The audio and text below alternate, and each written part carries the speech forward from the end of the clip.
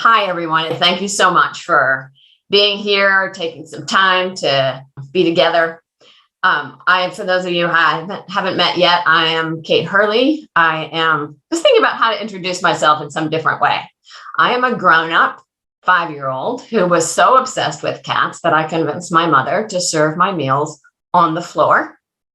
Although humans have a harder time lapping than cats do, I learned that. I am also a person who started in animal sheltering when things were very different and only 1 out of 4 cats left shelters alive.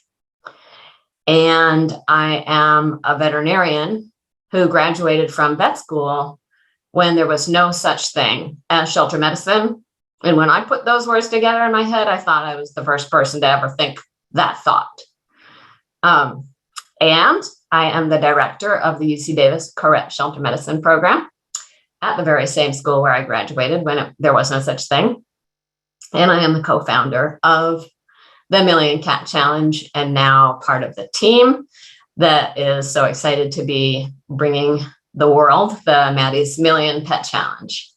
So that's a little bit about me and where I come from. And I say that in part because I'm really bringing to this particular talk a lot of thought and reflection and really hope for the trajectory that I've seen in animal welfare over the time that I've been in this field and where I see us going from here.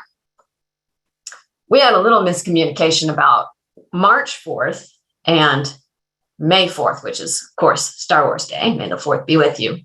But this is March 4th. We are marching forward. Right before this webinar, we were looking for animals on parade, but here we have an amazing collection of animals that are modeling the Maddie's Million Pet Challenge logo. So that's pretty cool. So I was talking about the history of, sort of where we've been in animal sheltering, and I want to take a minute to take you back to a hard time. The graph here is cat intake and live release for 3 subsequent years at our local shelter, and not to pick on them because this was typical across California and across the United States at the time. The blue bars being live release and the purple bars being total intake, and the difference being, of course, euthanasia. And you can see that for year upon year upon year, starting in 1989 when I had started in animal sheltering, for dogs, things were getting better, but for cats in a lot of places, things were staying really stubbornly the same, or even getting a little bit worse. And the photograph is the housing at that shelter, which again was just typical at the time of cages that failed to meet the basic health and welfare needs of cats. And changing that when shelters were still euthanizing so many cats for time and space, the idea of giving each cat the time and space that she really needed seemed really far out of reach. And it was in this context that we set a bold goal as a group, as a profession, to really do things differently. And for us, this crystallized in the Million Cat Challenge, but I want to emphasize it arose out of what was happening in the field of animal sheltering in the face of a problem that seemed so stubborn, so unsolvable, so depressing and stuck that this really felt almost on the edge of insane to reach this far. And these were the tactics that we developed. Nothing real complicated. And it did involve a giant infusion of new cash into animal shelters. But importantly, shelters across North America developed tactics that helped balance all parts of the equation, from intake through care in the shelter to how cats were leaving shelters alive. I'm fast forwarding really quickly, but I want to bring you 4 years from the launch of the Million Cat Challenge. Thinking back to where we came from, those graphs, year after year after year, those cages in shelter after shelter after shelter, to Animal Care Expo, Kansas City. Put in the chat if you were there for this.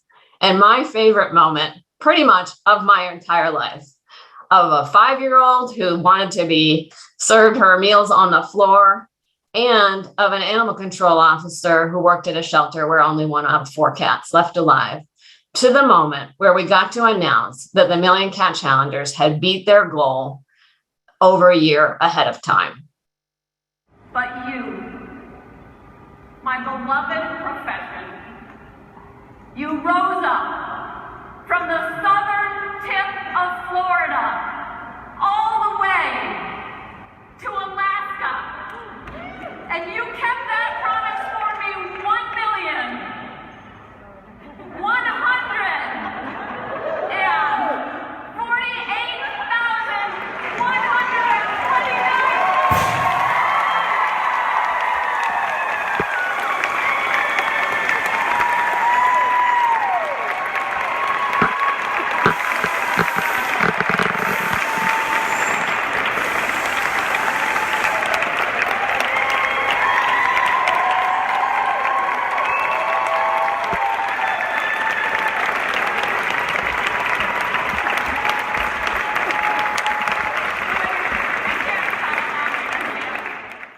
So I just want you to be able to take that in, where we came from and how stuck it felt to be able to come together and celebrate in that moment. Million Cat Challengers are now saving 1,799 more cats per day compared to every shelter's baseline before the Million Cat Challenge. That is 1 more cat every 48 seconds, 1 fewer cat every minute of every day of the year losing its life in an animal shelter. And I would be curious to see in the chat, especially for those of you who have been in this for a long time, for a decade or more, what does it mean to you to reflect on that reality, that we did that? What does it mean to work in sheltering now compared to 10 or 15 or 20 years ago in a world where 1 fewer cat dies every 48 seconds? And I'm just going to give it a minute for people to be able to put it in the chat. Does it change your day-to-day? What it means to go to work in the morning? Changes the meaning of empty cages, it changes the way it feels, it changes the sustainability. Yeah. To me, it just makes me feel so confident that together we can do unbelievably hard things in this profession. And it emboldens me to think, well, if we did that, what else can we do? How much higher can we aim?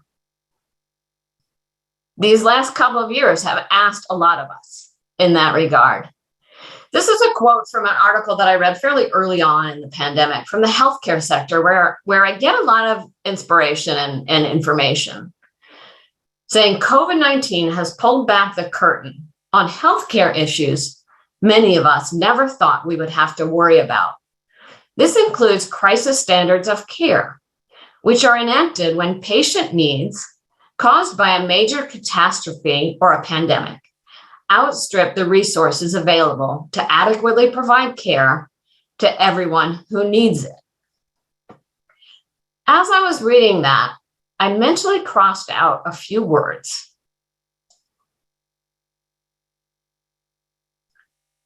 And read the words, COVID-19 has pulled back the curtain on issues many of us have never thought to worry about when patient needs outstrip the resources available to adequately provide care to everyone who needs it. And I feel like that is the reality that I grew up with in sheltering, that in many ways our profession has been handed or has undertaken, is a situation in which the needs of the animals, the people, the communities we serve outstrip the resources we have available to provide that care. And paradoxically, During COVID-19, during the early days of the pandemic, many shelters found themselves, for the first time in their history, in a place where it actually felt like they had the resources to meet the needs because they had permission to enact crisis standards of care appropriate for the crisis that we have been dealing with for a century. And this is just one quote among many similar ones from an early survey we did as part of our California COVID Action Response Group. And I wanted to read this.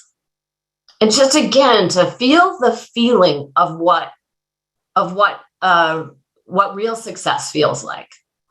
When the pandemic hit, and we were able to use that to put in place managed intake policies, we saw a true difference in our ability to meet the 5 freedoms, to truly care for the animals, to reduce the length of stay, and also reduce our net county cost. Basically, a series of emergencies and tragedies allowed us to push forward programming that led the shelter from a 50% save rate and a population of more than 100 cats and 120 dogs on any given day to a shelter with more like 20 cats and 20 to 40 dogs on a given day and a 95% save rate. Enrichment, playgroup, portalized kennels, zero disease outbreaks, better relationships with our community, you name it. That's what it looks like to have a match between the needs that you are expected or undertaking to meet and the resources to meet them. It felt good. What would it be like for shelters professionals if the work we are asked to do did not outstrip the resources we have, except in brief times of crisis? Is that too much to ask?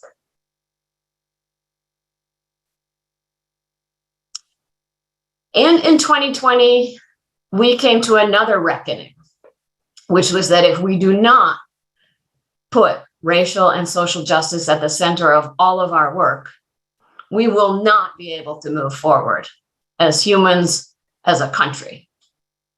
And how that played out in animal sheltering was really renewed focus and energy on truly putting the community and the whole community at the center of everything that we do. And a lot of that was expressed in the Haas management model of animal sheltering, which I know a lot of you have been part of, and led us to ask the question, what would it be like to put the community at the center of all of our work? So, at the time that the Million Cat Challenge had come to its fruition, our grand conclusion, we had our 3 million catibration that some of you attended, we also were wondering, how can we take the success of the Million Cat Challenge, but also add in these other aspects? And around that time, I can't remember why, but I came across this concept of the 3 rights in healthcare. And this is not like rights that are the opposite of wrong, but rights that are in the sense of just right. Serving people with the right care at the right time in the right place. And in human healthcare, as in animal sheltering, we saw that there were a lot of possibilities to actually serve people more humanely and more effectively through things like telemedicine and virtual visits that allowed healthcare systems to stretch their resources further, serve people where they are, and actually, in so doing, be able to reach more people and be more equitable in the service they provided. So we looked back at the tools that were so successful for the Million Cat Challenge, thinking about how animals come in, attending to the care they receive in the shelter, and the way that they leave. We added in dogs, rabbits, chickens, all the other critters that come into shelters, and we came up with the next evolution of the Million Cat Challenge, which is the 3 R's plus 1. A vision that every shelter is able to respond to every animal at risk at the right time, in the right place, with the right care, to the right outcome. So We're going to get into the details of how we achieve all of that in the next series of 4 webinars that will delve into each one of these factors. For the rest of this time together, I just want to go over sort of like the big picture, why this is so important and what it looks like. So first of all, well, what is the just right time? It's the time that best allows services to be provided in alignment with human need and shelter capacity. It's triage, really, isn't it? That's what we experience when we want to access our healthcare system. We assess the urgency of the situation. Is it a hurt toe or is it a heart attack? And the capacity of the healthcare system we're interacting with, so that there's alignment between the needs of the situation. And, we've seen this in the pandemic. If we outstrip the resources, it doesn't matter how urgent it is, the right care can't be provided unless there is prioritization so that other cases that are less urgent are handled in a different way.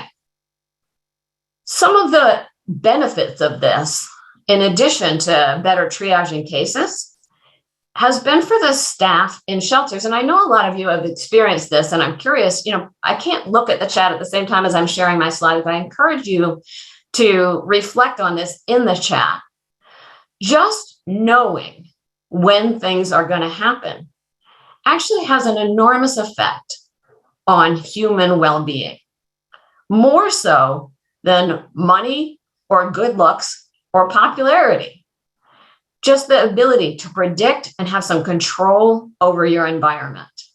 And so that was why, paradoxically, some staff in the early days of the pandemic, despite all of the anxiety in a work context, actually reported greater well-being. And it's not just us. I think this is increasingly recognized. I just happened to run across this headline while I was doing the research for these slides earlier this week. And it struck me as so similar that I clipped it, that it's important for people to know that they're going to get a scheduled and uninterrupted break, for people to know when things are going to happen, when they need to gear up, and when they can let their hair down.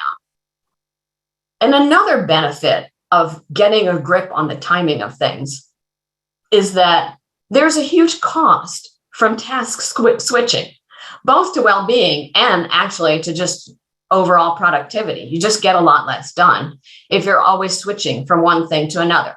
Now, that could be me switching from preparing my PowerPoint slides to checking my email, but it also could be asking a staff member to switch from thinking about intake and working on sorting out pet safety net services to processing adoptions or reclaims or rescue requests.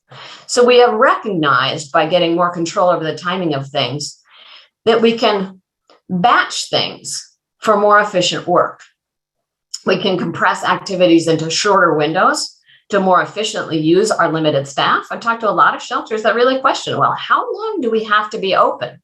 Can we serve the same number of pets and people in a more compressed time frame and then allow our staff to have more humane working hours? You can set aside dedicated time blocks for categories of activity so that people can focus and be really efficient, and also align the timing with services and people patterns. So adoptions are available, either appointments or open hours, at a time when people are looking to adopt animals, and balance intake and outcome so everything has enough time to happen. And then we now have the ability to use appointments to accommodate special needs outside of those normal hours. So even if the shelter isn't open until 8 p.m., if someone can only come in at 8, maybe a virtual appointment can work for that.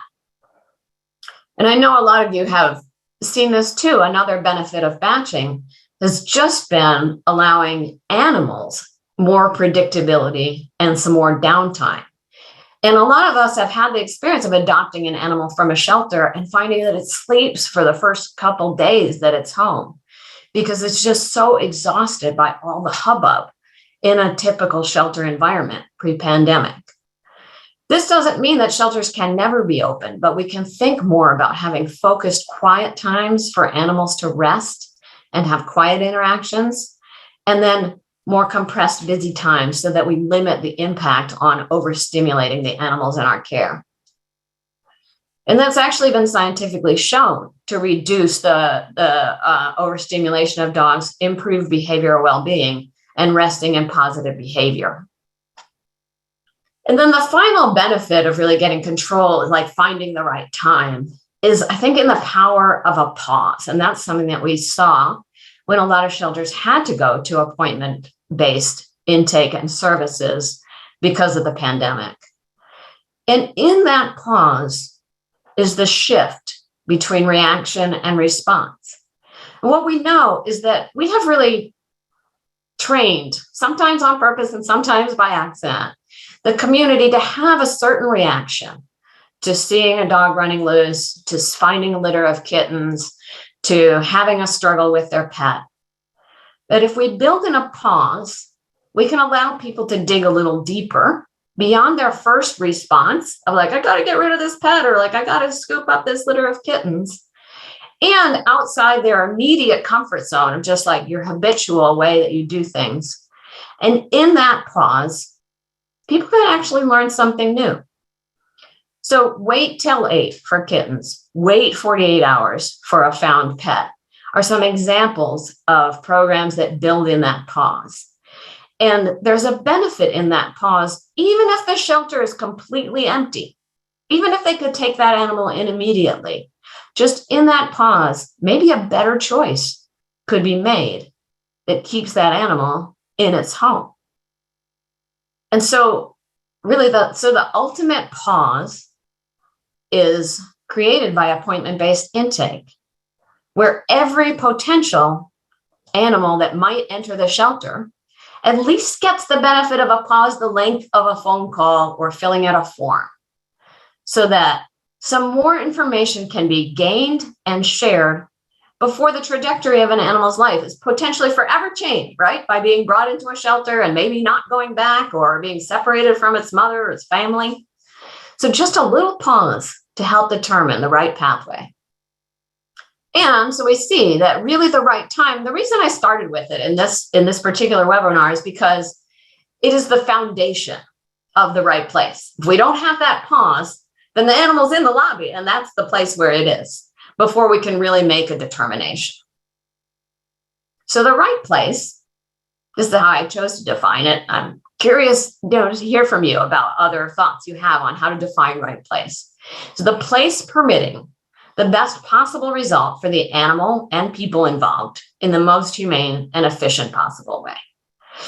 And I think we've tended to cast this as keeping animals out of shelters in order to maintain shelter capacity. And that is one important element, but also important to think of each of these things as an end in itself. With limitless shelter capacity, sometimes the right place is still not the shelter. One reason for that, I call the cat pants principle. This is a discovery I made in the pandemic, which is that it's just like way better to wear cat pants than real pants. So I posted this in May of 2020 saying I shall never wear normal pants again. And indeed, I am not wearing my cat pants here today. So even when there's plenty of room at the shelter, home is better than a kennel or a cage. I think we all intuitively grasp that. But also, sometimes keeping a pet, working through some behavioral challenges, rehoming a pet, caring for found kittens, finding a lost pet's owner, it's something that is asking people in our community to move beyond habitual responses and a little bit out of their comfort zone or just out of their area of knowledge. And when they can do that, that becomes a reusable skill and also a communicable skill. So when they have experience managing an animal in their home or without a trip to the shelter, then they can tell their neighbors about it. Then they can tell their kids about it. And it's something that they can do again and again. So again, even if there's space in the shelter, it can be worth exploring whether the animal could be better accommodated in the community. And there could be some learning around that. Another reason why out of the shelter is often the right place, even if the shelter has plenty of room and even plenty of positive outcomes. That animal could come in and it could find a new home. Is the vacuum effect. When we support animals to be healthy and safe where they are, instead of removing them, it tends to stabilize populations and reduce the new migrating, breeding, buying, whatever would otherwise replace the removed individuals. Now, that's not true necessarily if somebody just can't keep their pet. they get rid of the pet. They wanted to be rid of the pet. They're not going to get a new pet to replace that one. But we see this when somebody finds a community cat, as the classic example, brings it into the shelter, and we don't change anything at the point of origin, then another community cat comes, and we're stuck in an endless cycle.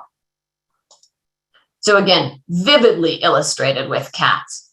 When we remove cats from the environment, not only does that not reduce the number of cats, but it's now been scientifically proven, because there is increased immigration and breeding, to increase the number of cats present by more than 200% in some cases.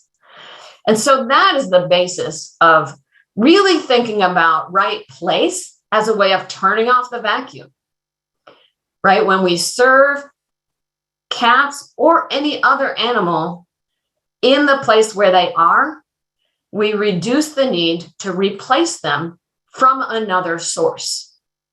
Breeding, migration, buying, often sources that are problematic and full of risk in themselves, as well as feeding additionally into the shelter system. So those are the reasons why right place is an end in itself. But we also acknowledge that right place is a means to the end of being able to provide right care. So this is a picture that we got from a shelter that had gone all in on community cat programming. And so they had all of these cages, but this old cat had the entire place to himself because all of the cages were empty. So by caring for only the animals that we really need to care for, we truly can provide the right care. So what is right care? I think ultimately we need to think about this really broadly. Within the community, right care means access to care for pets and families, but it also means communication with the community to ensure that animals that need the shelter help can actually get to it, that we are adequately staffed, we have the communication systems in place so that we can answer the phone, we can answer our emails, our websites are clear, and emergencies can be handled in a timely way. We also need sort of capacity within the sheltering system to develop the systems that allow this whole thing to be sustainable, to plan, to create, to communicate, and sustain programs to provide the care where it's needed, both outside the shelter's walls and inside the shelter. And then within the shelter itself, safety, health, and well-being provided for animals and staff and volunteers and people in the shelter. With the 5 freedoms for animal welfare and the ASV guidelines as good places to start, but also, like in this new brave new normal, let's look beyond the minimum of freedom from bad things and towards the opportunity to actually experience good things in the shelter as well as in the community. So moving from the 5 freedoms from bad things to the 5 domains of active animal welfare. And going a step beyond that, this is our capacity self-assessment score chart that we're very proud of, and you'll be hearing more about this in future webinars. But you can see there's housing, care and conditions, health and welfare, and staffing. That's all part of care. And what does it look like to have a staff that is truly at capacity, where staffing is adequate to provide for routine needs, individual care, and accommodate kitten season, 4th of July, fluctuations, and routine and it's able to accommodate even if somebody gets sick, and it's adequate so that people aren't overworking on a routine basis, and there's actually time to work on protocols, training, or other methods to make things work better. And I know this is like a little sad in the context of now when so many shelters are really struggling with staffing. But this was another comment from that survey from sort of mid-pandemic, where our population has been manageable for over a year, from 30 to 75, where before it had been over 300. Staff morale has increased. Compassionate care is being displayed. Enrichment for all animals is top priority. Workplace expectations are the normal mindset now. I know that that can seem far off from where a lot of shelters are right now, in the same way that saving over 1 million cats seemed really far off in 2010 but we have the pattern recognition now. We know what it feels like. We know that it's possible. And it's something that every shelter and every team member deserves to be able to experience. And finally, right care, as well as being an end in itself, is again a means to an end. This was a study that we looked at where we looked at the relationship between capacity for care and euthanasia, even at shelters that weren't euthanizing a very high percentage of cats to start with. And at every shelter where we implemented this intervention, euthanasia after the intervention went down, even though the overall number of animals housed at the shelter also was decreased. So right care supports the right outcome. It's just easier when animals are healthy and happy and staff is not burnt out and fried to find the right outcome for the animals in the shelter. And this was sort of the most fun one to think about for me, is moving beyond the negative, the thing we don't want to do, to what is the thing, the positive, the thing that we really want to achieve, the outcome that best supports the well-being of animals, that most honors the connection between humans and pets, and stabilizes systems so we're not stuck in an endless loop of intake and outcomes, and maintains public health and safety. Like, can we have that all? And when we think about which outcomes to prioritize among good choices, among live outcome choices, I want to go back to the vacuum effect. Remember, removing an animal from its habitat, its home, its neighborhood, or its community without changing anything at the point of origin will chronically destabilize homes and populations. When an animal is removed, unless something has changed at the point of origin to make it so there's no more spot for an animal there, that animal will be replaced. And we will continue the cycle. Whereas every animal that comes in that has a home, that is returned to that home, whether that's a community cat going to its community home, or a pet cat or dog or rabbit or turtle or chicken going to its family home in the community, its inside house home, every animal returned holds a spot and builds a bridge with a community member. And the vacuum effect is not just a cat thing. Most stray dogs that come in have owners. It's not that surprising, but it bears saying. When those dogs don't go back to their owners, it's leaving a spot open where there was a home that wanted a dog and maybe didn't have a fence and maybe didn't have the wherewithal to get that dog spayed and neutered, and maybe struggled to keep that dog contained.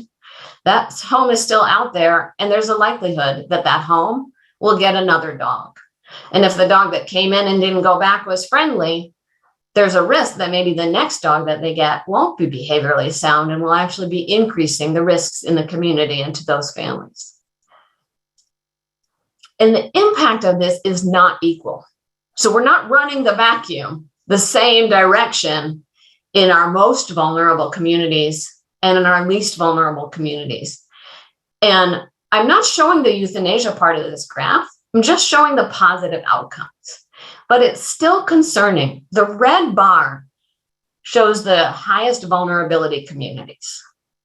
And the most animals coming into shelters are coming from the high vulnerability communities.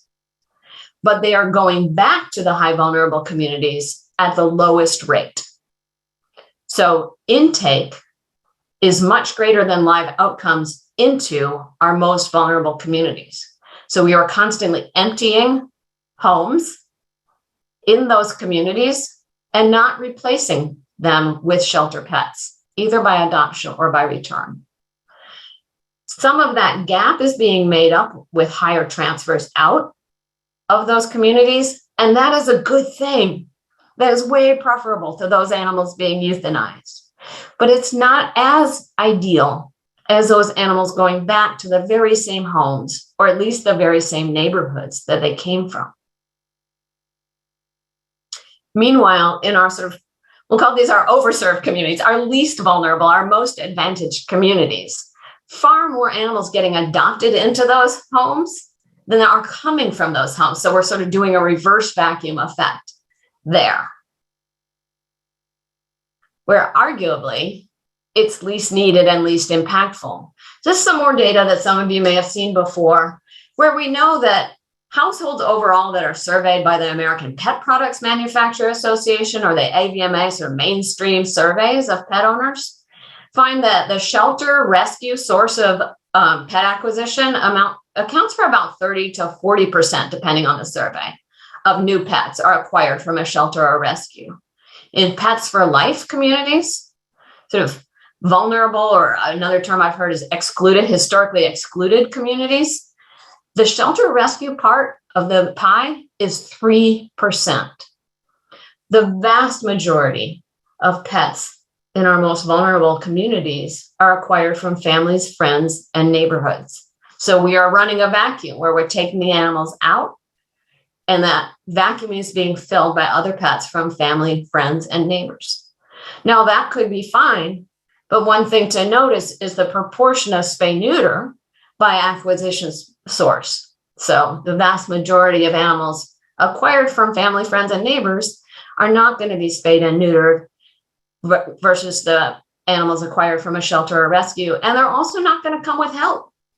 Just a friendly word, a friendly ear to like listen if there's problems, maybe some suggestions about identification, vaccination, preventive health care. So we're missing the opportunity to make a lot of really important connections. And return to home is return to home. Again, whether you're a community cat or a dog or a chicken, I was struck by just the body language and the emotion expressed in these two pictures.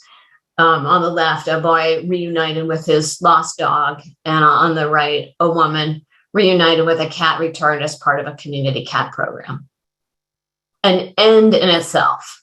If there was no such thing as the vacuum effect and we had no interest in sort of plugging that gap and ending that cycle, still you can see in these faces for both the animals and the people, this needs to be the main thing that we do. So we have the luxury now in many places of thinking beyond faith's better than death. We always, if transfer is the only thing we can do, let's transfer. But if we have a choice, let's do everything in our power to make sure that animals that have homes go back to them through return to owner, through community cat programs, through return to feel, whatever you want to call it, it's all return to home. And where possible, animals that need new homes get adopted into the same communities that they came from. If they're coming from a neighborhood, they're going back to that neighborhood.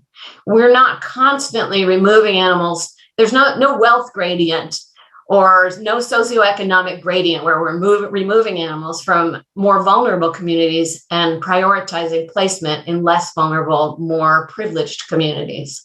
But they were really replacing them in the homes where they came from and providing the support that's needed to make sure that everybody can have a good and safe experience. We want to make sure that transfer is available where the resources are just better aligned to animals' needs, and also that shelters are able to confidently identify and humanely euthanize animals that are dangerous or suffering. And I have all of these in like smaller and smaller font because the more we get the other things right, the less need there is for the things lower down on the chart. But all of them are important and all of them are appropriate in some cases. And what's really important is that shelters be able to use the right tool for that individual animal. And sometimes, just to bring us full circle, the right outcome starts in the right place. We have known this for a long time about cats, but it might surprise you to see the data on dogs, that the vast majority of animals that are lost and return home by searching the neighborhood or returning home on their own rather than by a call or a visit to a shelter. So by slowing the roll, building in that pause to allow a reaction to turn into a response, and helping to encourage and guide community members to keep animals out of the shelter, return them in their home of or in their neighborhood of origin, not count on people having a car and language and money and knowledge to get to a shelter and reclaim a pet. We can help get animals to the right outcome. So I have presented this as like very simple. We start at the right time. That allows us to serve animals in the right place. That means that we can provide the right care. That means we can get animals to the right outcome. That helps us serve animals at the right time. But in reality, it's really more complicated than that, right? In order to serve animals at the right time, you need to have the resources to actually provide the safety net services or the communication for finders of lost pets to make sure that they can be served in the right place. To provide the right care if you're still euthanizing for time and space because you don't have enough right outcomes becomes really difficult. And so on, right? These are all interrelated with each other. For the system to work, for any one piece of the system to work, really all those gears have to be kind of working together. Otherwise, they're grinding against each other. And we're at a challenging and kind of scary place in animal sheltering, as well as a hopeful place, where I would say, I don't know about you, and I'm interested to hear in the chat, I have not seen this all working together at any shelter right now. There is friction. There are gears grinding. But I have seen each element of this working really well at some individual shelters. So some shelters, every piece of this has been gotten right by some shelters. And what I trust is that together we can take all those pieces of all the places where it is working right. We know it can happen. We know it's possible, and make the whole system work together for all of us. And that is really the goal of the Maddie's Million Pet Challenge and of the more detailed 4 Rights workshops that we have coming up, as well as all the other offerings that are part of the Maddie's Million Pet Challenge and the Learniverse. So just a few links here to learn more. If you're more of a reader than you are a listener, thank you for bearing with all of this. But you can also read a little bit more about the 4 Rights on the Maddie's Million Pet Challenge website. You can reach us at info@maddiesmillionpetchallenge.org if you'd like to learn more about our offerings. And we will be continuing this discussion on Maddie's Pet Forum. I would love to hear from you there, and I will be hanging out in there to take any additional questions. And we have a few minutes left to answer any questions that you might have. And we'll drop all of those links into the chat if our lovely associates have not already done so, but just want to remind you, the next webinar will be really digging into the details, the how, for practical implementation of right place programs. You only have to sign up once and you're in for all of the right place, time, care, and outcome webinars. So really hope to see you there. Yeah, hi there. This is Andy from Germany speaking, actually. I don't have a question really. It's just that it's very inspiring and interesting. I am involved in cat TNR and rescue in the United Arab Emirates, of all places. And we do not, there is not a shelter system in place at all, but everything is on the shoulders of private, people, small rescue groups, small organizations. But I feel I can take a lot of the concepts that you showed here from, an ideal functioning shelter system, if you like, to this place, of individual rescuers and small organizations. Yeah, it's even valid in that context. And so I just wanted to say that this has definitely been very interesting for me, and I will continue looking the next webinars and sharing all this with my network of rescuers and feeders and helpers that take care of and actually it's about 200 to 300,000 stray cats in the UAE there, you wouldn't believe. So, and a lot of them are in really bad shape. It's, any of that inspiration there is good to provide some future, some good help for those people. So that's all from me. Thanks. Thank you so much for the comment, Andy. I think that really speaks to the truth that a lot of these apply because they are an end in themselves, as well as a means to the end of helping the North American model of shelter systems work more effectively and more humanely. And especially this idea of right place and helping the animals to thrive and be safe where they are. But also, Andy, I would say, with the size of the challenge that you're confronting, it can feel equally vast in rural areas of the United States, as I saw in the chat, and in urban areas of the United States, honestly, too, just thinking back to the distance between the live outcome and the live intake bars in that graph I showed you. In our little community here, right care for the people involved to make it sustainable over the long haul. Also so important to triage what you're doing so that you're doing everything that you can, but only as much as you can, to understand where will your efforts be most impactful and where is the need most urgent, and then build outward from there in sort of concentric circles, I think can be really helpful. And I hope I hope you'll continue coming to these webinars and help us think more outside of the box as well.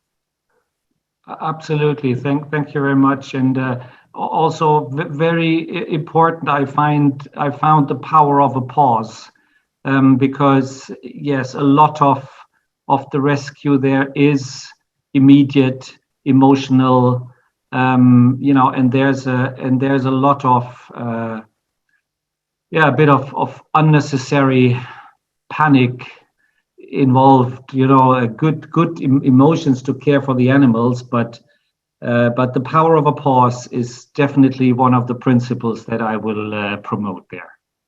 Great.